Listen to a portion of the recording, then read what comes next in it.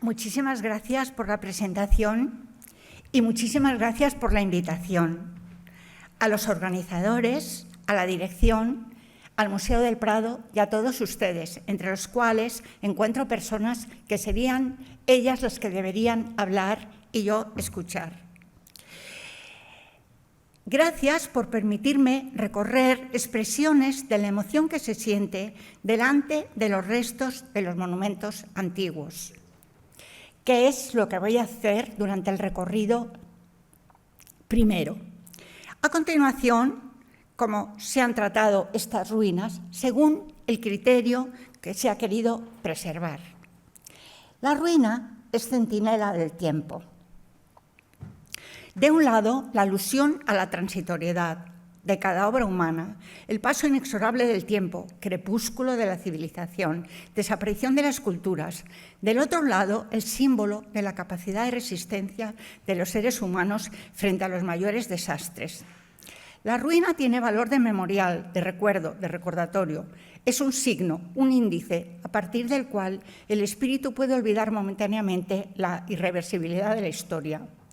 Además de una toma de conciencia del tiempo histórico, se dirige a la percepción dolorosa del declinar de las civilizaciones y al mismo tiempo a la nostalgia por un pasado prestigioso. Es ruina en cuanto a residuo de un mismo texto, documento, reliquia, también potencialmente nueva obra, en carácter y sustancia, en parte deforme y descolocada en relación a la primera. La casuística de las ruinas podría extenderse al infinito, comenzando por ruinas naturales o artificiales. Tal vez, antes de seguir, deberíamos hacer una precisión respecto a dos términos usados en italiano, de los cuales yo he escogido la precisa descripción del profesor Calogero Belanca. Rovina y rudere. Rovina conserva legibles e individuales los elementos de arquitectura del que formaban parte. Rudere, todo aquello que queda y de alguna manera ha perdido toda posible relación con el originario estatus de consistencia integral y eficiencia material y funcional. Este término lo emplea muchísimo Cesare Brandi. Sucede frecuentemente en la historia de la humanidad que los avances hacia adelante, hacia el progreso y la modernidad, determinan también una reacción de freno que brota del temor de que el viejo mundo y sus valores vayan desapareciendo. En tal contexto, la ruina se convierte en un ancla cultural. Custodia de la memoria, esa misma memoria a conservar y custodiar, con la tentación de oponerse a aceleración del tiempo y del fin inminente. La ruina es curiosamente inexistente para los griegos. Interesa a los latinos como imagen material del destino. No es una presencia, sino una ausencia, testimonio de una presencia desaparecida, la marca negativa de la grandiosidad destruida. Flavio Biondo y después León Bautista Alberti preferirán el placer de una reconstrucción ideal a la contemplación nostálgica de una antigüedad mutilada. La mayor parte de los estudiosos que hicieron en el siglo XVI el peregrinaje cultural a Roma creían que la ciudad eterna no era más que el sepulcro de una grandiosidad desaparecida, tristemente olvidada por el presente. Las ruinas conmueven, no por su belleza, sino por su desolación y por su abandono. Ellas tienen sentido y valor por su relación con aquello que fueron, con el esplendor perdido. Para Diderot, la ruina implica el sentimiento de pasaje, qué fue y el presagio de lo que será.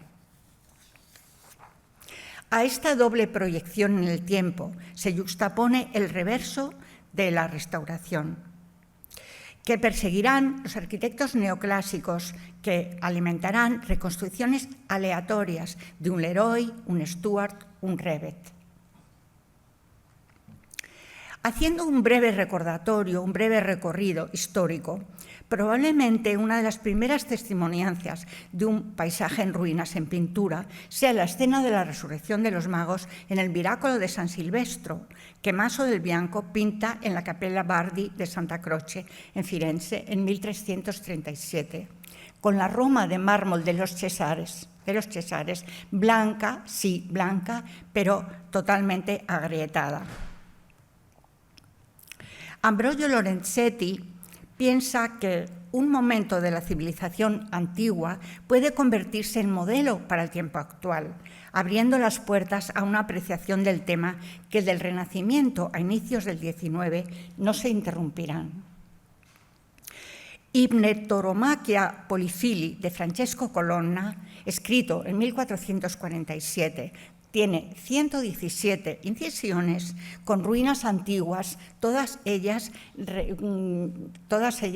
con plantas y salvajes dispersas. Desde este momento y hasta 1527, el saco de Roma, el estudio e interés por las ruinas en cada campo de cultura no conoce interrupción. En 1515, León X nombra a Rafael Sanzio comisario de la Antigüedad Pontificia, con el deber de salvaguardar inscripciones, vigilar excavaciones y hacer una planta completa de Roma. Numerosos diseños, como los que estamos viendo, de Martín van Heemskerk, como los dedicados a la fábrica de San Pedro, donde se empleaban piedras y mármoles recuperados de edificios antiguos, no se pararán. En el siglo XVI tenemos también a Antonio Dossio y una nueva creación velada de melancolía en alguno de los dibujos, como el que vemos del libro tercero de arquitectura de Sebastián Serlio. Porque desde principios del siglo XVI, Roma se convierte en lugar indispensable para la formación de los artistas, sobre todo del norte, como Germán Postumus. Pronto, los monumentos más antiguos, célebres, se convertirán en parte del repertorio que los artistas dispondrán a su gusto en reconstrucciones oníricas de antiguos paisajes urbanos y campestres. Un vestigio del pasado ennoblece la naturaleza, transforma una vista banal en un paisaje heroico e idílico. Pronto se afirmará el fenómeno del Grand Tour. Jacob Spon, arqueólogo, antropólogo, pionero de la exploración de monumentos en Grecia, y George Wheeler, botánico, estudiante en Oxford, viajan por Dalmacia, Grecia, Italia y Levante.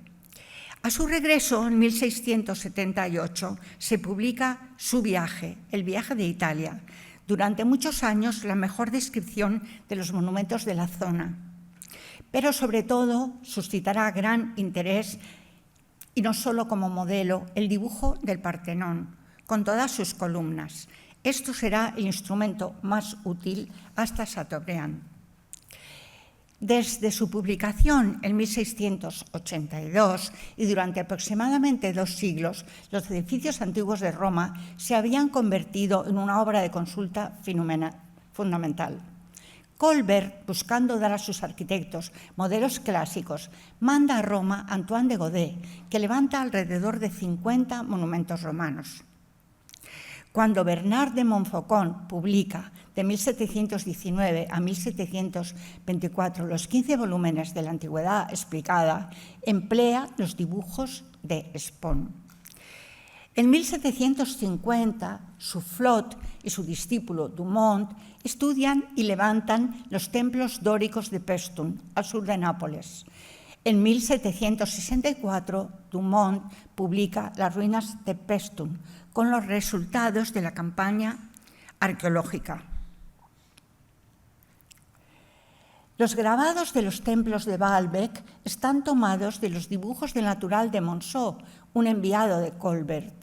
Los hermanos Perrault, en su dibujo reconstrucción ideal del templo de Baco en Baalbek, alterarán su planta, dibujándola con 3 naves. También Fischer von Erlach los adoptará para las ilustraciones de Palmira y de Olimpia, el que será considerado uno de los primeros libros de historia de la arquitectura editado en 1721. En Francia, A partir del estudio de Pestum debido a Dumont, es Julien David Leroy quien da información arqueológica de las ruinas de los más bellos monumentos de Grecia.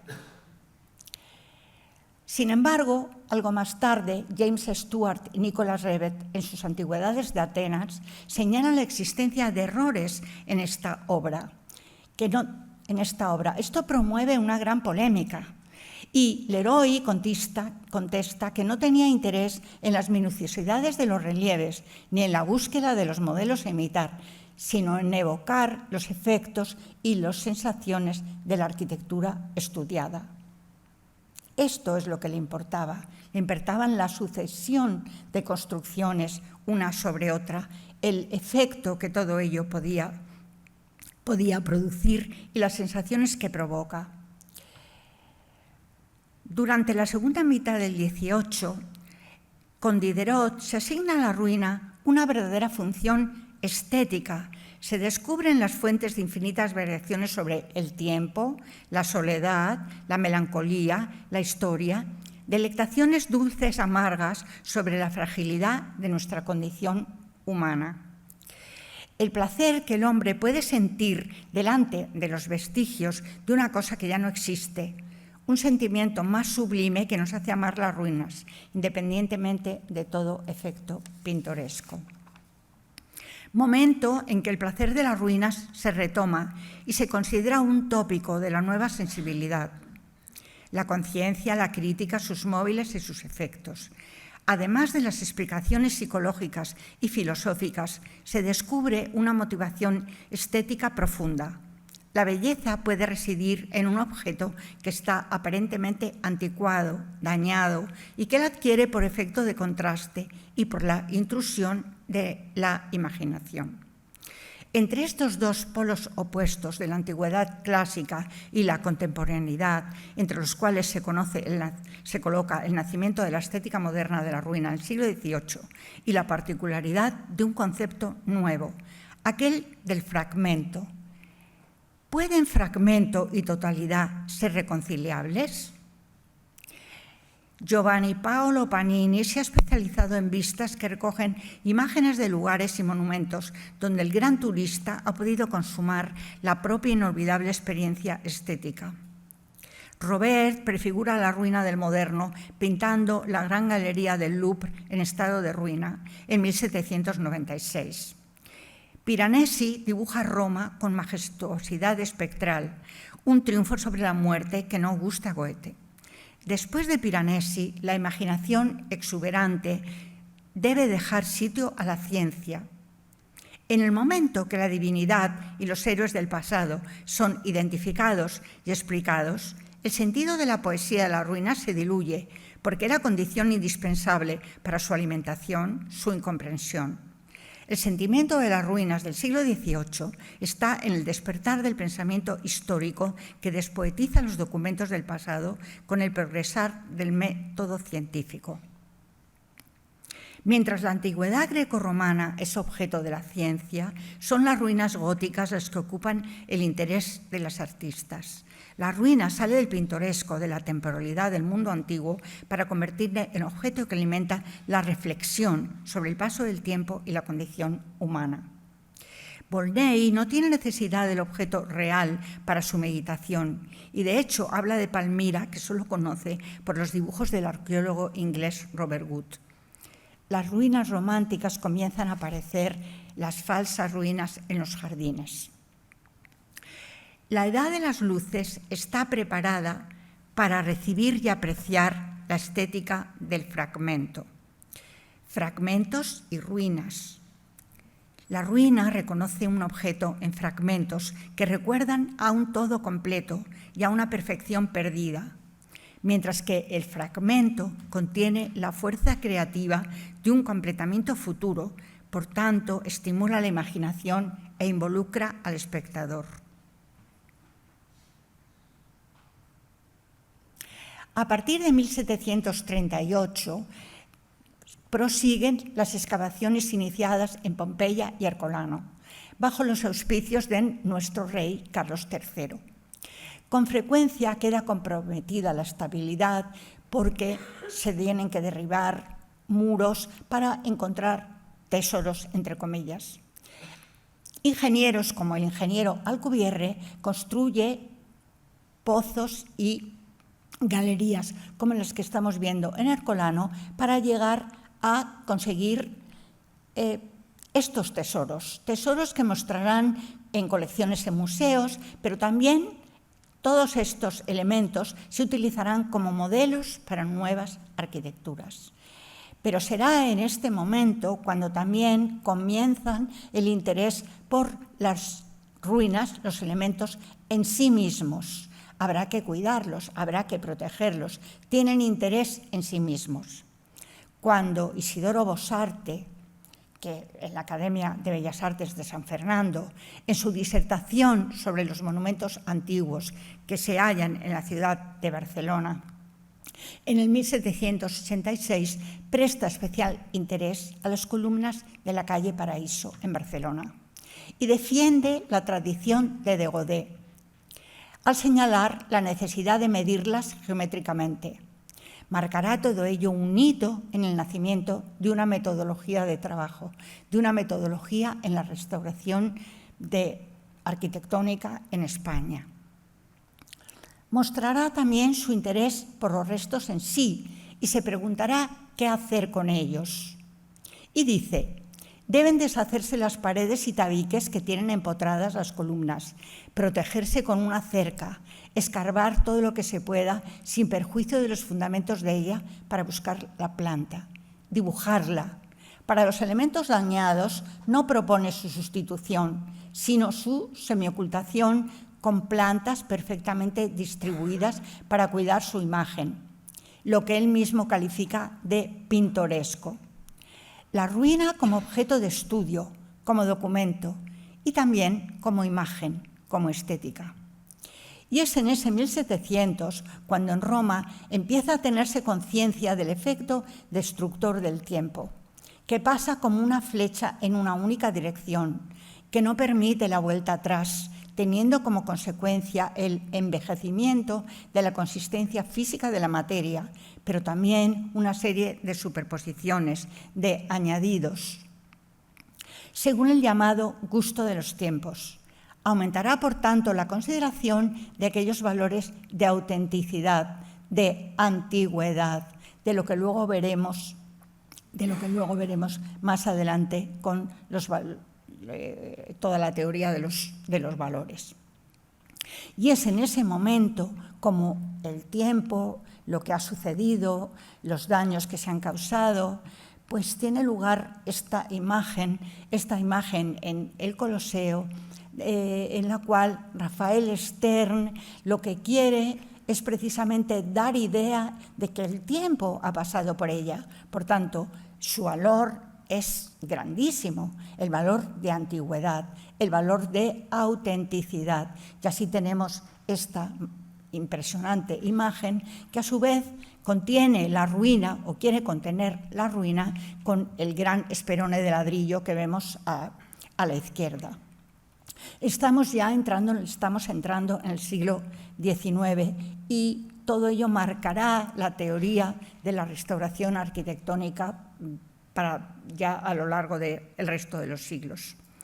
Y es en el siglo XIX cuando aparecerá, por tanto, la teoría de restauración, fundamentalmente ya la teoría expresada a través de, sobre todo, Viollet-le-Duc.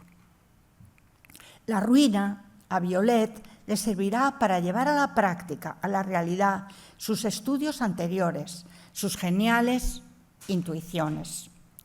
Examinará todos los fragmentos, catalogará cada pedazo, hasta llegar a formar el ideal, el prototipo.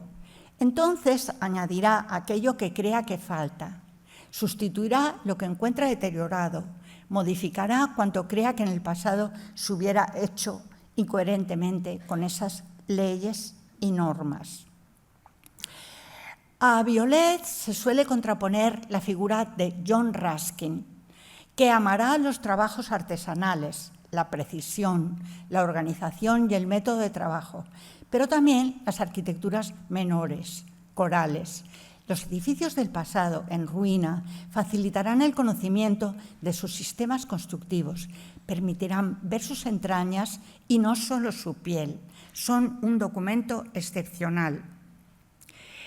Pero esto es, cuidar los monumentos tiene que hacerse para evitar tenerlos que restaurar. Y así dice, cualquier lámina de plomo puesta a tiempo sobre un tejado, un poco de limpieza de hojas viejas y ramas que obstruyan una canalización podrán salvar a todo el conjunto de muros y cubierta.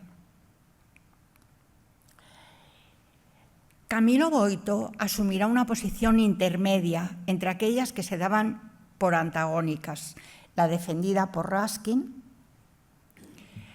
y aquella asociada a Viollet Leduc. A la defensa de la diferenciación formal entre lo antiguo y lo nuevo se añadirá la posición teórica que defendería el uso de técnicas y materiales modernos, pero la generalización del uso de medios modernos como el hormigón armado, no visibles en la mayoría de los casos, cambiará sustancialmente las cosas.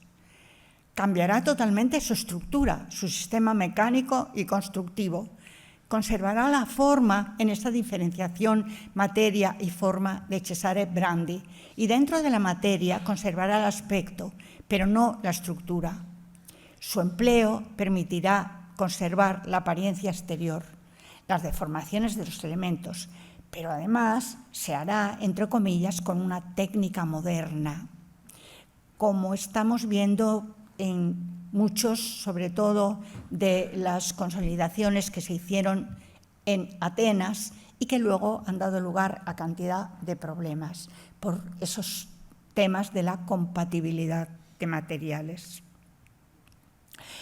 En esa línea tenemos a Gustavo Giovannoni, que prosigue las ideas de Boito, y aunque no es el tema de la conferencia, pero me gustaba mostrar también esta imagen de Giovannoni en el templo de Cori, donde se ven las distintas superposiciones de elementos de un grandísimo valor. Antonio Muñoz es el tratamiento de las ruinas. Se declara a favor de meditadas operaciones de recomposición de los elementos arquitectónicos y al mismo tiempo se explica con claridad en el respeto a la autenticidad. Este modo de llevar a primer plano el tema de la distinguibilidad a través del inmediato reconocimiento de los materiales adoptados en el restauro constituye uno de los momentos más significativos de su actividad profesional, sobre todo en los años en que predominaban el monumentalismo y la retórica arquitectónica. Fancelli, el profesor Fancelli, menciona muchas categorías de ruinas, entre ellas las naturales y las artificiales, falsas ruinas y ruinas industriales, pero también la facilidad de los viajes ha hecho posible conocer otras ruinas hasta ahora desconocidas para nosotros. También será otro de los casos las ruinas simbólicas. El conocer estas ruinas desconocidas para nosotros nos ha hecho también acercarnos a esas culturas, a esas maneras de tratar no solamente las ruinas, sino los monumentos que hasta ese momento, además de desconocidas, muchas veces no eran aceptadas por nosotros. Las ruinas simbólicas, los desastres, lo que habíamos dicho de naturales o artificiales, pero en este caso ruinas producidas por un desastre, pero un desastre creado por los hombres. En este caso tenemos causadas por una guerra que se han querido dejar, Belchite, se han querido dejar como huella de todo este desastre. Y así se ve que hay muchos visitantes para todo ello, para recordar que esto no se debe volver a producir. Un caso contrario, también de guerra, también de destrucción, como vemos en la diapositiva de la izquierda, es el caso del castillo de Varsovia. El castillo de Varsovia quedó por los bombardeos en la situación que estamos viendo y, sin embargo, casi se quiere no recordar lo que ha pasado en esta imagen que estamos viendo de la reconstrucción del castillo de Varsovia y no dejar nada de lo que era la huella. O algún otro, como los que han sucedido últimamente, como es Notre Dame. Un desastre causado por un fuego y que da lugar a muchas discusiones, En este caso se tienen los elementos como puedan ser planos que eran de la flecha de Violet, y ha habido muchas discusiones de qué hacer con ello. Marca un gran problema. Un edificio en ruina tiene necesidad de salvaguarda y protección, más que una construcción íntegra que tiene sus propios escudos naturales. Estas premisas, las que acabamos de ver, marcan la diferencia entre las intervenciones que se han venido dando a lo largo del tiempo. Separando las intervenciones que señalan la evidencia privilegiada de una fase o, al contrario, la manifestación notaril de una estratigrafía, de una sedimentación. Como decía, estas premisas han guiado las intervenciones en las ruinas. El singular equilibrio entre la materia y la espiritualidad que empuja hacia lo alto se infringe en el momento en que la construcción va en ruinas. Significa, según Georg Simmel, que las fuerzas naturales tienden a apoderarse de la obra humana. El equilibrio se rompe a favor de la naturaleza y coloca a cada ruina a la sombra de la melancolía. Esto nos sucede en el Palatino. En el Palatino, en la actualidad, donde se trabaja en una consolidación mínima, un mínimo intervento para facilitar la visita y para poder explicar una sucesión de intervenciones, de estratificaciones. Lo mismo que puede suceder en Vila Adriana, donde las consolidaciones hacen que el aspecto general se pueda intuir. Esto no es un rúdere, es una robina. Los elementos que faltan, las lacunae, las podemos imaginar. Más en este caso, más en estos dos casos de las bóvedas, los elementos que faltan los podemos completar absolutamente con la imaginación. Y lo que se ha hecho, lo que se está haciendo en este momento es simplemente consolidar de una manera discreta para que no se vea lo mínimo posible, y cuando se tiene que ver, porque se tienen que construir algún elemento de protección, como son estas pequeñísimas cubiertas, se hace de la manera más discreta posible. Los huecos pueden llenarse fácilmente con la imaginación, como digo. La protección es mínima.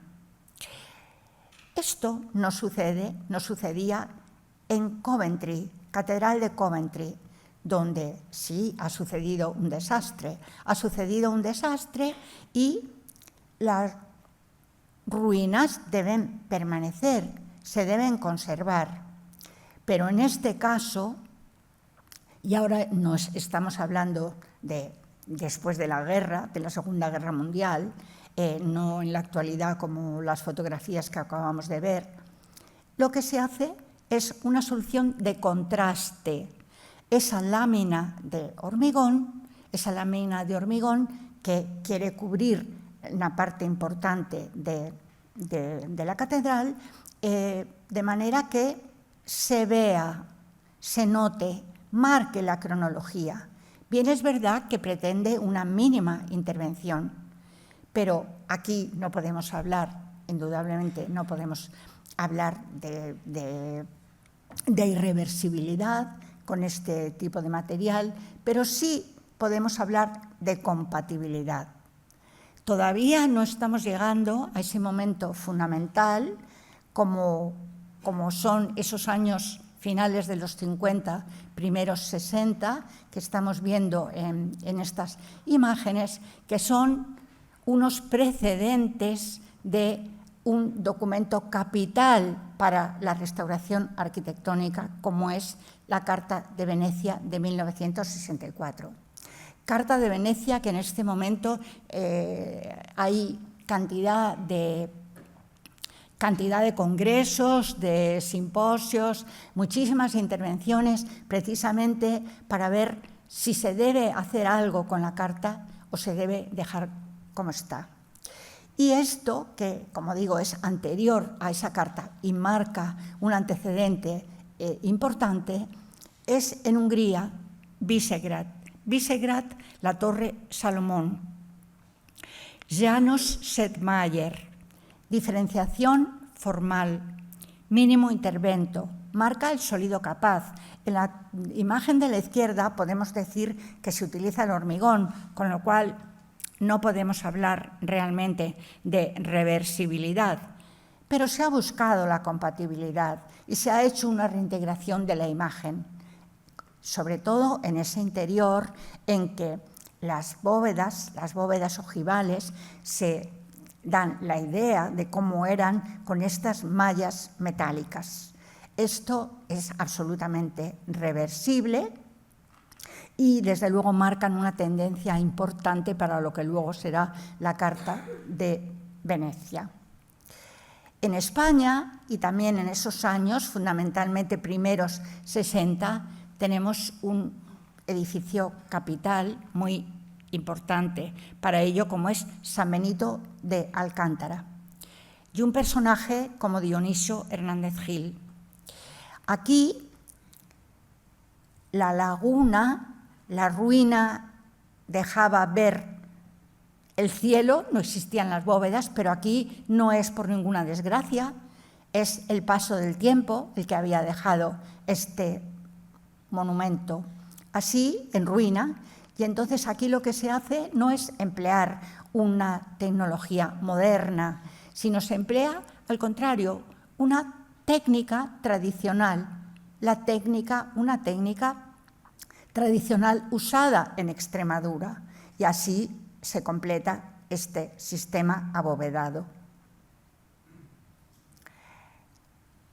Y llegamos a Sicilia, Sicilia que ha sido tan importante para la restauración arquitectónica. San Nicolò Regale, Mazara del Vallo, Sicilia. San Nicolò Regale en este momento no tenía bóvedas. ¿Y qué se hace? Buscar algunos edificios similares para fijarse ¿en qué? En la volumetría, en la tipología. Sin embargo, aquí se utiliza materiales modernos, como es una estructura ligera metálica para las juntas, mientras que se usa plástico para llenar la plementería. Ya no existe, se ha desmontado. Lo construyó un arquitecto que no tenemos que olvidar, como es Franco Minisi. En los años 50, también un antecedente, con otra obra que veremos más adelante, es un antecedente, sirvieron de ejemplo para luego poner en práctica la Carta de Venecia. Estas fotos, sin embargo, son actuales. Bello, al lado de Roma. Y lo que se hace en este caso es, en este caso sí era Rudere, y lo que se hace es poner en orden los elementos que estaban caídos, desmontados. Y entonces, ¿cómo se hace? Con una estructura ligera, metálica, que quiere pasar inadvertida, pero que lo que hace es poner a la altura que se creía que debía estar estos frisos, estos elementos que quedaban. Actualmente esto está en proceso de revisión, como también lo está esta otra obra, que es la Cripta Balbi, fotos de la actualidad, bueno, de hace poco, porque en este momento está en proceso de crítica, y entonces en este caso la cripta está dentro de otro edificio, y entonces lo que se ha hecho es poner en orden los vestigios de esta Rue de Ré y dar idea de cómo era esa volumetría con esa estructura, con esta estructura metálica. Un ejemplo muy teatral, un ejemplo pues, que ha sido también importante de estos últimos años, como es Siponto, la Basílica de Siponto.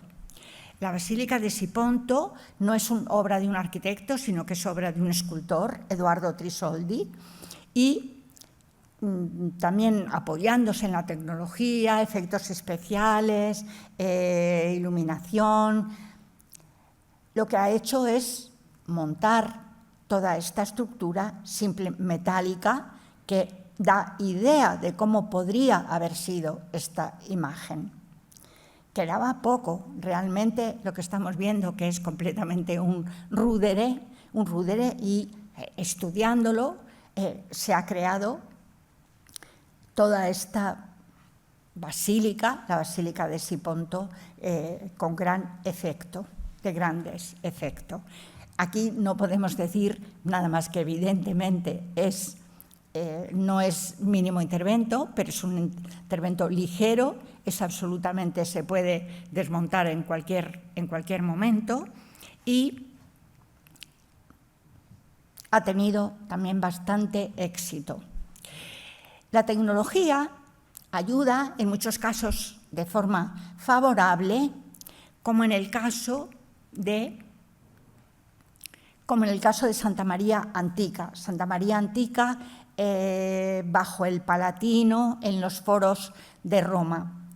Y la tecnología lo que hace en este caso es dar a entender cómo eran las decoraciones murales en distintas épocas. Entonces tenemos la realidad como ha llegado a nosotros en la diapositiva de la izquierda y tenemos distintos aspectos de cómo quedaba en distintas épocas de la historia, como estamos viendo a la derecha. Ayuda a la tecnología, por supuesto, sin abusar de ella. Y como decíamos, hay momentos en que optamos por dos soluciones: la evidencia de una fase o, al contrario, la manifestación notaril de una estratigrafía, de una sedimentación. Esta fachada, que llamábamos la fachada rasquiniana del monasterio de Santa María de Carracedo, Salvador Pérez Arroyo, Susana Mora, quisimos dejar claro y dejar para el futuro que se pudiera volver a estudiar cómo eran las señales de una primera cubierta, una ampliación con una segunda cubierta, dejar absolutamente todos los huecos, todas las señales, las diferencias de las primeras ventanas, los óculos, etcétera, etcétera, y cómo se habían ido ampliando. Y también la falta de respeto de aquellos que en el siglo XV construyeron un nuevo claustro, unas nuevas arquerías con ladrillo y que no respetaban para nada la puerta de la sala capitular que estaba allí. En este caso es la manifestación notaril de una estratigrafía y la sedimentación de todas las fases. Eso es lo que se puede ver en Taormina, donde además de esta estratificación de fases no muy larga en el tiempo, también lo que deja ver y la importancia del paisaje. La unión de arquitectura y paisaje es absolutamente de los sitios más espectaculares. Y a la derecha tenemos otra solución, la solución de Sagunto, con la reconstrucción de la cavea, con la reconstrucción, está decidido, está pensado para que sea así, un teatro romano.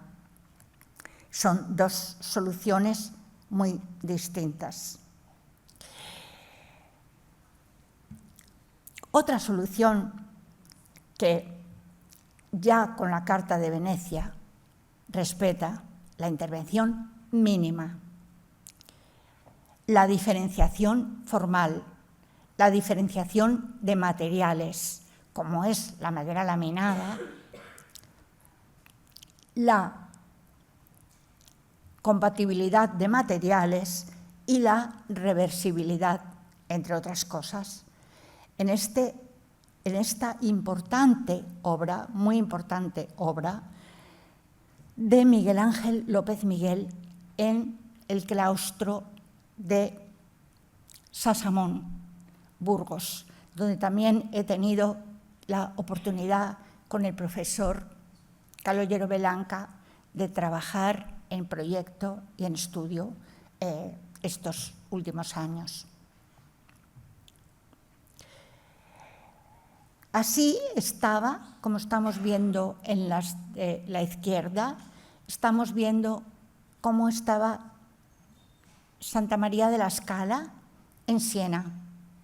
Santa María de la Scala en Siena no podemos decir que fuera un rudere, sino era un desorden absoluto. Un desorden absoluto. Y Guido Canali hizo esta intervención sobria, de consolidación, de limpieza, podríamos decir, entre comillas, para poder acceder, para poder presentar estos elementos de forma totalmente discreta, ocupan lo mínimo posible, una iluminación que también cuidadísima, pero lo que quiero hacer notar en este caso es también, Guido Canali es de los primeros que yo he visto que ha defendido el abierto por obras. No se cierra, sino que deja abierto. Y entonces se pueden observar las fases, cómo va cada cosa, con un resultado espectacular mínimo. Este otro caso, sin embargo, no es una superposición, no es una limpieza, entre comillas, sino que es que la obra quedó sin terminar, quedó indeterminada, interrumpida. Andrea Bruno Castillo de Rivoli. Y otra muy interesante solución, aquí muy cerca, en Madrid, España, Escuelas Pías. Escuelas Pías también era una ruina desordenada, pero era una ruina. Y entonces, con una intervención bastante mínima, pero cuidadosísima, se ha hecho una consolidación, se ha hecho una cubierta, los elementos que había que añadir se han añadido de una manera, como es el caso de esta cubierta, de una manera que sea reversible, que sea compatible, sobre todo compatible. Y otra cosa muy interesante, de gran valor en este momento, como es el uso compatible. El uso compatible. José Ignacio Linazasoro, que tenemos la suerte que también nos acompaña aquí. Pozzuoli, el Duomo, cerca de Nápoles. Aquí tenemos cómo era antes de la guerra, barroco, un templo barroco. No solamente la guerra, sino que también ha sufrido terremotos y por ella ha pasado de todo. Entonces, en uno de esos problemas, como son los terremotos, dejaron ver que en su interior había un templo romano. Primero se intentaron hacer soluciones de estabilidad, como es esta viga de hormigón armado, y hasta que al final se hizo un concurso internacional que ganó Marco Dezzi-Bardeschi. Marco Dezzi-Bardeschi dio esta solución en la que se puede ver una parte del templo barroco y, fundamentalmente, la fase que tiene mayor importancia es el templo romano, consolidado, utilizando materiales supermodernos, pero con un gran respeto a lo que significa el monumento, que es un documento, y de la estratificación de las fases. En algunos casos, y como hemos dicho, que necesitaban las ruinas, por supuesto, protegerse, en algunos casos, como el que estamos viendo, que es en Francia, Angers, pues las soluciones de cubierta se ven tal vez demasiado. En otros casos, pues las ruinas, como eran las ruinas de la vila de la Olmeda en España, en Castilla y León, pues quedan dentro de estos edificios totalmente modernos que adquieren una mayor importancia, entre comillas, que lo que son las ruinas. Y llegamos a un monumento, Sicilia, centro de Sicilia, Villa del Casale, Piazza Armerina. Estamos viendo a la izquierda una fotografía en el centro de Sicilia, con el paisaje, las columnas que quedaban de esta vila. Pero se descubrieron unos importantísimos mosaicos que habría también que proteger. El arquitecto Franco Minisi, que estamos viendo en la fotografía de la izquierda, en uno de sus primeros viajes, en una de sus primeras visitas, ¿qué hizo? Sí, quería proteger, cubrir, realizar unas pasarelas para que ya los numerosos turistas o estudiosos que querían ver estos mosaicos no los dañaran. Entonces, colocó una capa de sacrificio encima bien de los muros o bien de las columnas, y encima de ellos ya su cubierta, en ese caso de Perpex. Estamos hablando de los años finales de los 50, primeros 60. Las cubiertas que estamos viendo, pero cubiertas que además tenían una función didáctica. Aquí podemos ver una volumetría de lo que era una vila romana. Por supuesto que imaginación, pero imaginación muy estudiada. Los maravillosos mosaicos que la gente puede ver recorriéndolos desde las plataformas. Y se dejó de cuidar. No hubo mantenimiento, como estamos viendo a la izquierda. Y esto se empezó a perder. Y llegamos a un momento en que se pierde, se cambia. Y esta es la solución que tenemos en este momento.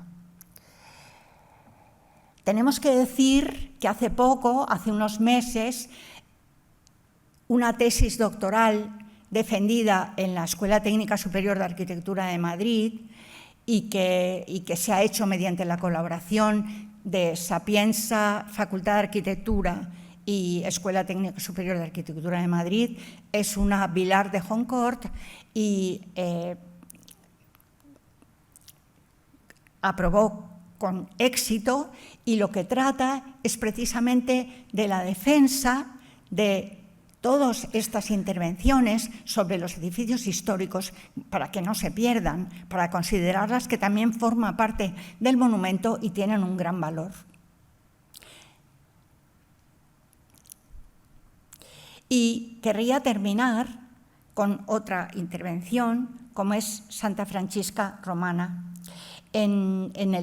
también en los foros romanos, y dentro de este monasterio, el templo romano.